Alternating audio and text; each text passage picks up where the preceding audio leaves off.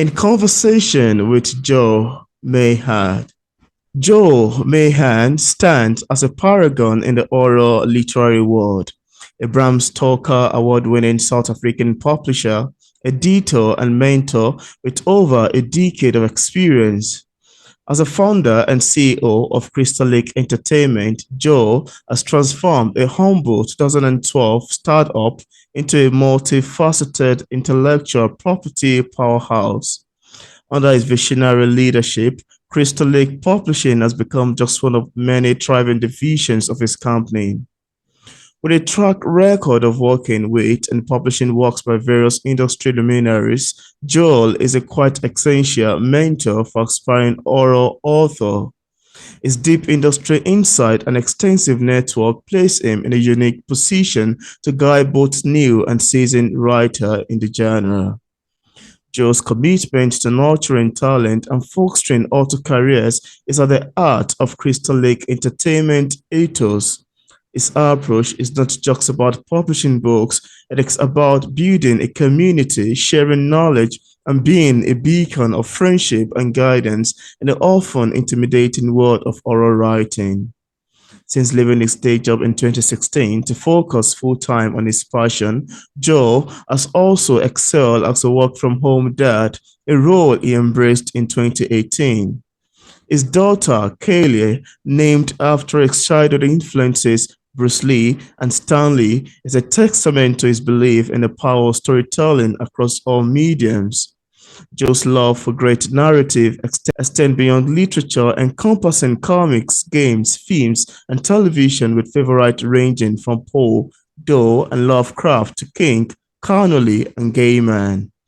Joe Mynhardt isn't just a figure in the horror industry, he's a driving force behind it, leading a successful online business that goes beyond the traditional boundaries of publishing. And on today's episode of our interview, it's my utmost pleasure and joy to have on the show today, Joy Mynhardt. Welcome on the show, Joe. Thank you, Peter. It's nice being here. Thanks a lot for the invite. Yeah, it's a pleasure to have you on the show. I'm excited about this. No, same here. Like, we need to do more of this. Just get the word out and tell Ab- people what we are and what we can do and how we can help them. It's always good. Absolutely. Yeah. So Joe, could you tell us about your book, Shadows and Ink, Mastering the Art of Oral Yeah. Writing and Publishing? What inspired you to write Shadows and Ink? It's been a long journey for me that started years and years ago when I started writing as basically a creative output. I've always Mm, had this create something, nothing. I initially thought it was like just collecting stuff, but I just never felt satisfied. And eventually I started writing, and I actually enjoyed the business side of it a lot more, like the yeah. publishing, looking behind the scenes with the authors and arranging artists and planning book launches and stuff like that. So it quickly became a business for me, like a side business, a hobby where I would help other authors and we would publish anthologies with like horror short stories. Mm, And as I gained knowledge, I basically had to, living in South Africa, I had to register for tax compliance in America, and you have to register a name for the company. And before I knew it, I actually had a small independent horror press on my hands, and I named it Crystal Lake Publishing. Crystal Lake, of course, due to mm. the old horror movies I grew up with, and where I had to Oh, sneak out of my room at night and go watch movies, and my parents didn't know about it. And I think I had about 60 short stories published myself, and then I decided, no, I'm gonna really go after this business. And wow. a few years later, I started mentoring authors as well, which I enjoy a lot because I was a primary school teacher. I mean, so teaching Mm, is just so ingrained in my way of life that it felt natural to teach other people what I knew. And 2016, I left the teaching job because then this hobby of mine became my greatest passion. And I just wanted to keep publishing books, work with authors, mm, launch careers, stuff like that. And eventually I realized, as I started making notes over the years of stuff that I learned, I realized that I have a lot to teach other people people. So Yeah. why not combine two passions that I have, the teaching side with my experience of publishing books, marketing, everything. And it's not just books. Mm. I'm a big fan of, board games, comic books, Wow. even playing games, PlayStation, stuff like that. Any different Interesting. type of medium. So I started working with people in those fields and learning what I could, and basically knocking on doors and telling people like I can help you in certain ways, but like I'll teach you what I know, you help me, and that way we learn. So Shadows and Ink is basically everything I've learned in the last, well, let's say from 2008 until now, Wow. and I couldn't even fit everything into one book. So uh, Mm. in April, I believe April 19th, there's going to be the second book. I'm almost done with it, and I'm adding uh, some chapters by other authors as well that I look Interesting. up to and contacted, because the horror authors, you'd think horror authors are angry people, but they are some of the nicest people you ever meet, and they are very Mm. invested in giving back to the community and helping out. So it's very easy to just get a bunch of horror authors together and ask them for some input and ways to help younger authors. Wow. And Shadows and Ink. Wow, that's quite amazing to know, really. I love your take on this and how shadows and ink come to be. And now, Yes. for readers who haven't read the book yet and without giving much information away, could we have a sneak of what we'd expect in terms of themes, picking up shadows Yes. and ink?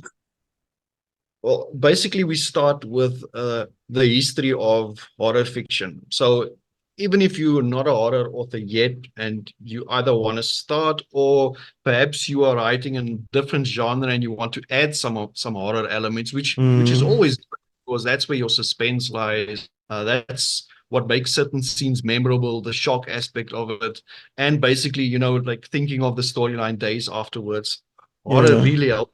So we start with the history of horror fiction, and then we look at certain writing techniques, tropes over the years, how it's developed from basically the Dark Ages, actually. Started Mm, with poetry back then, and then Gothic fiction and so on, and how things have changed into today's horror fiction that we know. Starting back at like World War II, how fiction has changed, how horror has approached the world differently after, well, mainly your big wars, even after COVID, like major yeah. events, society changes what people write about, what they fear. At the moment, we're looking at a lot of stories of home invasions, especially after Mm, everyone was locked down during nice COVID, one. very psychological stuff. And now it's changing into, for instance, natural disasters again, nature fighting back, and of course, Mm, artificial intelligence and yeah. computers taking over, our fears of what is going to happen. So we're now at a new stage where nature and technology is fighting back at us Mm, once. So that's wow. very Well, interesting. And that's, that just goes over into writing techniques.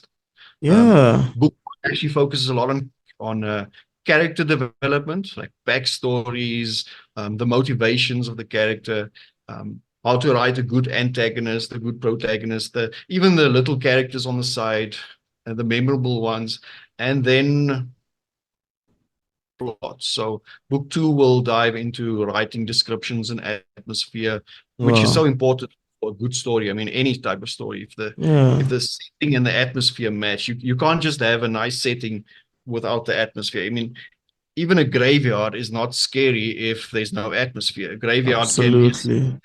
a funny movie or funny story. It can Mm, be sad, but the moment you mix the setting and the atmosphere properly, then you've got yourself a good story. wow. Well, I love your take on this, really. It sounds really amazing to me. So thank you so much for sharing. And I love the themes that, Shadows and Ink expound on. Now, Joel, could you tell us a bit about your publishing house, that's Crystal Lake Publishing? What inspired you to start it? And also, do you only publish horror themed novels or you're open to other genres? Initially, when this started, it was horror because that's what I liked the most. I mean, I actually grew up with a love for science fiction.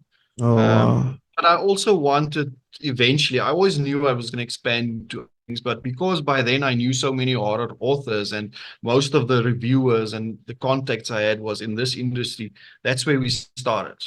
Mm, And in 2023, last year, when we changed into Crystal Lake Entertainment, this is now actually where Crystal Lake Publishing is now just the horror aspect of it. So we're still releasing 2 or 3 books a month, horror wow. novels, mostly novellas, collections, stuff like that, but Interesting. also more suspense thrillers. So it's not always it has to be a monster or a ghost.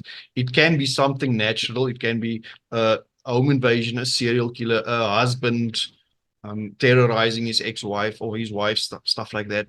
As long Mm, as we like the scary aspect. I mean, if you think of some of Stephen King's movies, for instance, it's got a magical element to it. It's got fantasy. It's not always horror. Some people would say he's not even a horror author. It's just he adds many elements of horror into these fantastical ideas of his. So those are the stories I look for, like just good stories. And with Crystal Lake Entertainment, we open up ourselves to bring in new genres. So we've actually done a romance audiobook trilogy that we're busy with. We've done an Afrikaans book, um, nonfiction about a family going through the loss of their daughter. And so whenever something nice comes my way, we'll look at it and decide what to do with it. We're doing coloring books now as well, especially for mindful coloring books for adults. A few horror coloring books as well, because that is our audience. But we're definitely now moving to different areas. And I just had a meeting for a board game we're putting together, which we'll run a Kickstarter for later this year, and it'll come out next year. Our first comic books are launching later this year. So we're definitely expanding, and I'm not going to say no to anything just because it's a certain genre. But mm, I need to start wow. building up some lists for those fans, those readers, because uh, it's not Wow. always well received if I send out an email for a romance book to our horror reading fans. So I Yeah. just need something a bit separate. Wow, that's quite amazing to know, really. Thank you so much for sharing more news about Crystal Lake Publishing and the genre that you guys are focused on. So thank you so much. That was fun to know. And I'm curious to know if you experienced any challenges while writing your book. If there is any, could you share with us what challenge it is and how you ultimately overcame it? Also, how do you handle criticism as a writer, especially the negative ones? I decided to start writing this book probably around the September of last year, which is actually very scary because if you decide to write a book, you're basically investing a year of your time into it. And then the whole editing stage and the marketing, setting up the launch. I, Yeah. f- I finished the book with the editing and the proofreading stuff about the 20th of December. Mm, So I worked right through the holidays. My little one, who's 5 years old, was at home. So it was very difficult to write in the afternoon. So I'd get up at 4 a.m., 5 a.m., and I'd write until she got up. And then I would do my normal day job, which is already easily a 15-hour day job just wow. to run a company. So it was very tiring. And actually, still just a few days before the launch, we were still adding stuff and adding links and moving stuff around and before sending the files to the printers, etc. So Wow. I won't do it again with such a rush, but I already put book 2 on pre-order for April 19th, and I'm not finished yet. But this is how Oh. I write. I wouldn't recommend it to every author out there. Um, but I've got so much work that the stuff that I want to do, I normally just push to the side. Mm, And now I'm forcing myself to at least give it some time every day, even if it's just 20 minutes. Just keep moving forward, just work on it every day yeah. and make sure I finish on time. But as I finish the chapters, it goes to proofreader or the editor first and the proofreader, so that by the time I'm done, everyone is basically done. And we can just start focusing. Well, we're actually marketing the book already. So because I Mm, already think I've got a book cover, everything. So that stage is already running, which is Wow. nice. I've published almost 200 books for other authors. Wow. So, and Wow. I've learned from mistakes. I've spent money on things that work and don't work. And now I'm basically also showing that I know how to release a book as an author. Because there's so many Wow. things you can do as an author that the publisher can't do. And Yeah. so now I'm handling both sides, the publishing and the author side. And both books, even the one that hasn't come out yet, already featured as a #1 Amazon release. They actually, at a time, both books were next to each other, #1 Yeah. and #2. So I'm very happy because it shows that to authors out there that I do know what I'm doing. I'm not just one of those people who pretend they know what they're doing and then their book isn't even selling.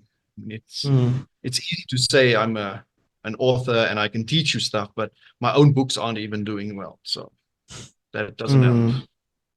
Wow. Well, I love your take on this subject. I love the fact that you're able to dive a bit much deeper into this conversation. It really made for an interesting one. So thank you so much for sharing. It's a And pleasure. yeah, I'd love to ask you too, apart from Shadows and Ink, do you have any other works you've authored or maybe currently working on? I've edited a lot of on writing books in the past. I've worked on books that were used in university writing workshops, stuff like that, especially still on the horror side. So I've always been involved in these types of books and basically compiling them. I'll normally set up the exactly what the table of contents should be, like which topics we'd like to cover, and then I'd Yeah. invite best authors I knew to cover certain things, whether it's backstory with the characters or Mm. subtext, um, any type of aspect of horror writing.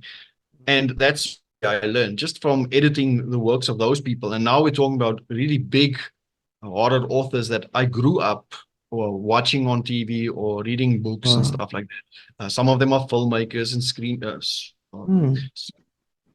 script writers, etc. And uh, just compiling and editing these books. So I've done a lot of them, but this is the first time I actually wrote it myself. I've written short stories. I've had lots of them published before. Actually started as flash fiction, so it's these very short stories Oh, between. wow. I think my first story that I sold was only 100 words, and I think I got 50 Canadian dollars for it or something. So after that, Oh. I was because I mean 100 words and you're getting $50, I mean Canadian, but still in South Africa that's a lot of money. So no, I was hooked Wow. after that. So that's actually what's nice because I know how to work with authors because I've been on both sides. And Yeah. you asked earlier about the reviews, how to handle negative reviews and stuff like that. I actually never thought it would be a problem for me because over the years as an author, you develop a really tough skin. And for the first time in years, I actually found myself stressed a bit, Mm. especially when the first reviews start coming in, what people think of the book, because you put so much work and heart into it and your own personal stories. So I was a bit scared of what would happen. I haven't had any bad reviews yet for this one. Mm. I know they always come. Doesn't matter how good the book is, you can't please everyone. And Yeah. Wow, I'll that's quite try to read amazing. them and just move on. Yeah. Well, I love your Even some take. of our favorite books. So if you go look at some of your favorite books, you're going to see bad reviews for them. So unless a lot Yeah. of people point out the same issue, don't even worry about it. Wow, I love your take on this, really. It's made for an interesting discussion. And well, I'm excited you could share this and with our viewers. So thank you so much for sharing. And now I would like to ask you, Joe, as a publisher like yourself, what are some of the challenges that most publication houses face today? You may want to speak from your own point of view or speak also from the general point of view that you have an idea of. Maybe you would love to talk about that. There are quite a lot of challenges because, firstly, there's the legal aspect. I mean, from copyright, trademarks. what you can use, what you can't use. Even when you design a logo for something, there are so many steps to follow, and just to keep yourself, the company, and of course your authors safe. So I attend a lot of workshops and meetings, and just to stay up to date with everything. And then you've also got the technological side of, you have to stay up to date with what's happening, what's changing, what new features there are. AI coming into writing now, like what can you do, what should you not do? I mean, I'm not shying away from AI. I can use it as a tool, but I also need to make sure that it doesn't replace me, the editors, the authors, the artists, stuff like that. So can't completely shove it away. I mean, it's happening whether we like it or not. So how can we use it to improve our work, to save some time and focus on what we need to do on our own without AI. So it's a nice virtual assistant, basically. And then, of course, you have to stay up to date with what books are out there, what's being written, what's happening, how other books are selling, which books are selling. So I need to do market research. I need to research other companies, other authors, track certain book launches to see what they did. So we just try to build and build and build. And at the moment, I'm spending a lot of time and money on building our mailing list, our newsletters, so that with every book launch, we've got a bigger mailing list than last time. So the possibility of having a wider audience with every new release is there, and that's what I'm aiming for. And then, of course, just creating a sense of community for authors. I'm spending a lot of time on that now. I started a Heartbeat. A Heartbeat is basically almost like, you know, these old forums you used to have where authors used to hang out. So it's an app now. So people can message, there are threads and boards, and they can even video chat on there. We can up some courses there for authors, some free courses, some paid authors. So we're doing a lot of stuff there now for authors, basically horror authors, but anyone who writes dark fiction, speculative, supernatural, science fiction, dark fantasy, stuff like that. And this is also where we host our, it's like a mastermind group. I'm not sure if you're familiar with mastermind groups, but basically it's a set of authors who come together. We meet every 2 weeks and we just talk writing, and we pool all our resources. We work together. We're putting money together. We're building mailing lists, and basically, when each one of us has a book launch, the entire team is going to support it. We're going to write reviews, promote the book, send out emails, share our mailing lists, and just make sure that every book we release is a bestseller and has the best possible launch that it can get. So I'm messing with a lot of stuff, as you'll find out. There's a lot of stuff going on. So that's how this is a full-time. I mean, it's more than a full-time job. But I love it. Absolutely. Like this, if you're not passionate about it. Yeah. Wow, that's quite amazing, really. And I love the fact that you mentioned this. And, you know, it's more than a full-time job. By the time you consider all the numbers of time, the research, the energy, the resources put into it, you realize that it's quite a lot of work, really. Really more than a full-time job. So that's quite amazing to know. Thanks. I used to do this alone when I started out. And then, of course, as money starts coming in, you need to figure out, what do I need now? So the first person I had was an interior layout artist, because I used to do it myself, but it was a really big headache. It caused a lot of frustration because I stuck with it. So other than an artist, the first person I got was the interior layout. And then every few years, I hire someone else, either on a per project basis. And from about 2 or 3 years ago, I could actually start hiring staff. And I've got people in different positions now, and marketing and stuff like that. I still do a lot of it, but I do it with them and I teach them. I've also got someone now that comes into work every day, sits next to me, and I'm teaching him everything I'm doing. So if something does happen to me, the company doesn't collapse, which normally happens with small publishing companies. The moment the head guy or lady passes away, everything falls and the authors are left without a publishing house. So Mm. I'm arranging for that as well, just to make sure that everything moves ahead. And a few days ago, I hired off an editor in chief as well. So this is going to be our main editor. Interesting. So I basically just send everything to her and then on to the proofreaders. And then right at the end, when everything is finished, I'll be the final person going through that book because I need to Mm. know the book to market the book. So, and if I Wow. catch mistakes, then we can also fix it because you don't want any mistakes slipping through. And it does happen. Mistakes still get through, even if you've got 10 people looking at the book. But at least I know then I can't blame anyone. I was the last one to look at the book. So, Mm. me. Wow. I love your answers, really. It sounds very amazing to me. So thank you for sharing.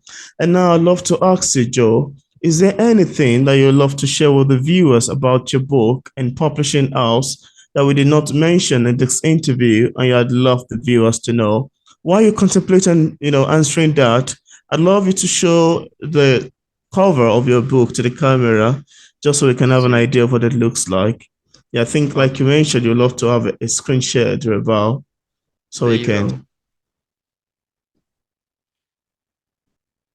yeah, Yes. So cloud as an ink. additional stuff about the company. I'm not huge on, rewards and stuff, but it's always good when you can show other people that um, our books and the company itself, we've won awards, just to get a bit of acknowledgement from your peers and to know Yeah, that you're on the track. Especially, I believe it was 3 years ago, Crystal Lake won the Bram Stoker Award for as a press, like the best press of that year. And yeah, we've won two This Is Horror Awards, like best publishing house in the UK as well. Well, worldwide, but This Is Horror is a UK based company. And we've had some nominations for Shirley Jackson Awards, which is also very big in our genre. yeah. So I believe we've received about 60 award nominations, of which we have over 30 wins. So that's basically for every two nominations, we get a win, which in my book is very good. I mean, it Yeah. just shows the standard that we're working on. We don't just accept and publish everything. We're only looking for the best and or young talent that we believe will become the best. Wow. Okay, do I stop sharing now? Let's see. There you go. Yeah, you're welcome back. Thank you for the short illustration. Yes, thank you. Thanks Yeah, for allowing me to share. yeah. And now, as a published author, what sort of advice do you have for other writers who are still struggling with publishing a book? Yes. What would you advise people in this category? First of all, I know what a huge undertaking one book is, but what authors need to understand is one book release is a tiny step in moving forward. It's a necessary step, but you are not going to write just that one book, and it's not going to be, like the Bird Box phenomenon we had a few years ago. Mm, Um, it takes a career. It takes a lot of books. It takes constant marketing, branding, building a name, being involved in the community, learning more. You can know as much as you think you know. You will not know everything. You have to keep learning. I mean, I know a lot, and I still keep learning. I've got workshops lined up this whole week, and whenever I see something that I can learn new information, even if I can't personally use it, I can pass it along to someone else. mm, One of our students, one of the people that we mentor on the mastermind. yeah, And it might open up new doors, new connections, people absolutely. that you can use in uh, your career and, of course, help them as well. You have to give back. That's very important. So Yeah, authors need to understand that. Don't be so scared to write that one book, because that one book is not going to be the difference between success and failure. yeah. It is just a step forward. If it fails, um, find out why, learn from it, relaunch the book in a year, Mm, different caliber on it. write a new description, fix your mistakes, and treat it like a new book.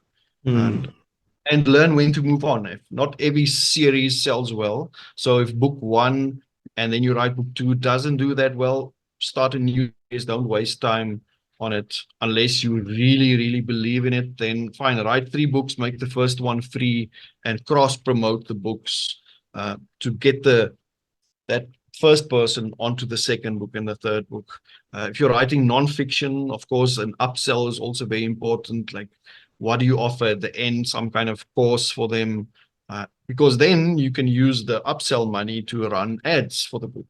So you might end up not making money on the book, but like for instance, my book, I don't even mind giving it away for free because I know there's a lot of other stuff. Just getting more students, getting more people onto our heartbeat, onto our mastermind groups, onto Crystal Lake's Patreon page, onto our Mm. newsletter, so that when we launch new books, I can send them emails. Those are all Mm. wins, whether I make money off the book or not. So I'd easily spend a lot on ads because I know the opportunity is there long run to make more profit than just that one sale. Absolutely. So authors always need to think of, how am I going to use this one book of mine as a tool or a stepping stone to promote myself, to promote the next book? And what should I write next based Mm. on where I am now? Not just what I want to write, what is going to be the best move forward for my career? I mean, you have to think of the long-term goals. What's your end goal? Where do you want to be in 5, 10, 20 years? How people Wow. will remember you, and what books you're going to leave behind. So, Mm.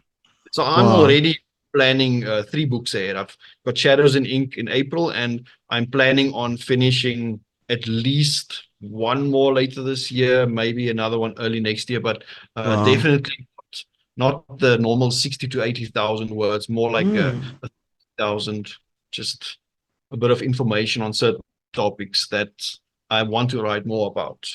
So Wow.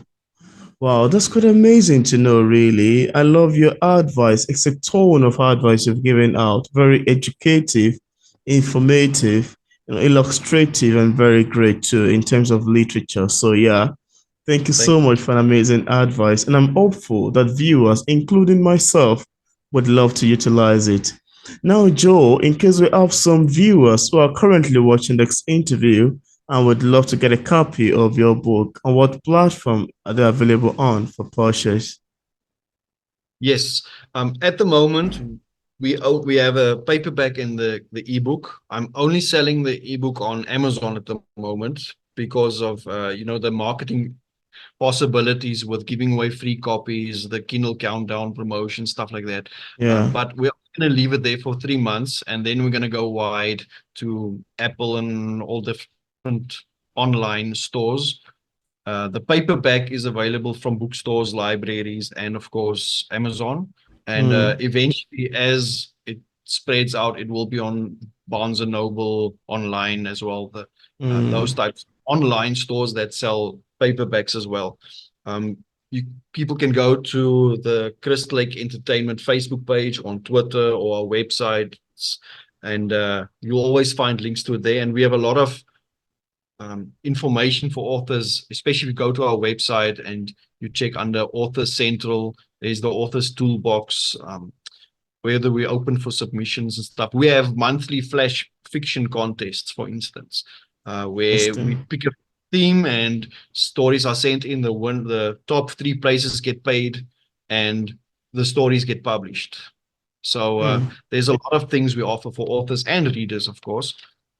So I definitely Wow. recommend sites. And in about a week, not everyone knows that we are going to release Shadows in Ink companion workbook as well. So it's going to be like an A4 size with basically writing prompts and exercises related to the book, related to certain chapters of the book, and Mm. where you have to write certain things, and you learn and show that you've learned, not just to us, but to yourself. And you can go on the Heartbeat group and share what you've written, of course.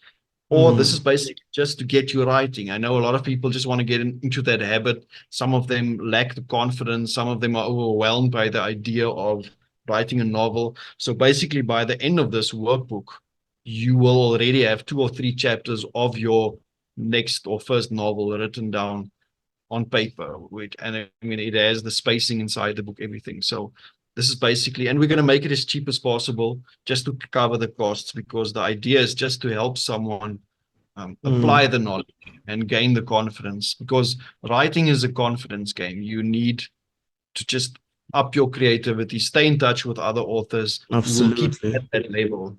Because if you stick to it alone for too long, the self-doubt creeps in, and Yeah. you might notice it, but the creativity level goes down, and then you just realize you can't write anymore and you don't know why. So it's a psychological, social aspect that's so Yeah. important. Yeah, thank you so much. This was really great. And I left a link in the discussion part of this interview where interested viewers can get a copy of Joe Mynhardt's books directly on Amazon. And also, I left a link to the website of his publication house, just in case you would love to reach Thank you out, very and also an much. email address. Yeah, so thank you so much, Joe, for accepting the Oh, thanks for invitation to having be me. featured on P English Literature. It's awesome having this conversation with you. It was my pleasure. I always love talking about this. I don't get out a lot, so just this social aspect as well is, it's very nice. Thank you. Yeah, it's my pleasure as well.